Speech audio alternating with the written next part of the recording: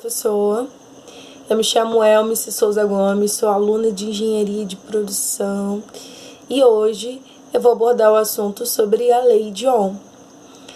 Bom, a Lei de Ohm foi postulada pelo físico George Simon em 87 e ele determina a resistência elétrica dos condutores.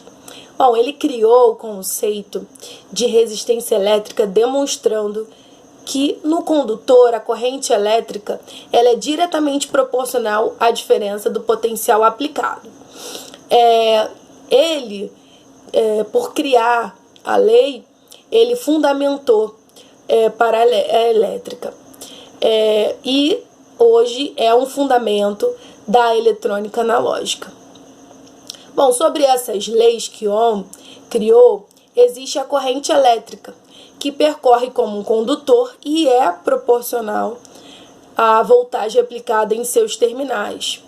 E possui três principais grandezas.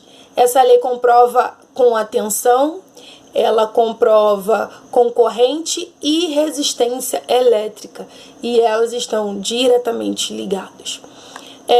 George formulou também o princípio que são chamados de leis de Ohm. Seria a primeira lei que diz que a corrente elétrica é diretamente proporcional à diferença da potencial aplicada. A intensidade de corrente elétrica do condutor de resistência é constante e proporcional à diferença do potencial aplicado em suas extremidades. Esse tipo de condutor é chamado de condutor ohmico, que é um dos principais da intensidade de corrente elétrica. Bom, nas fórmulas a gente tem aqui R como resistência de Ohm, U como a diferença de potencial elétrico em volts e I que seria a intensidade da corrente elétrica em ampere. A segunda lei, ela determina que a resistência elétrica, de condutor tem relação direta, tem com a constituição do material, que é proporcional ao seu comprimento. E aí a gente pode chamar as fórmulas de R, que seria a resistência, e a resistividade do condutor, L seria o comprimento e A seria a área de secção transversal. Falando um pouquinho de circuitos e ainda sobre a lei de Ohm, existem os resistores, que são elementos que fazem parte dos circuitos e que consomem energia elétrica e se convertem em energia térmica. Além desses resistores e circuitos, possuem outros componentes, como geradores e receptores. Aquilo que gera um circuito e transforma em um tipo de elétrica.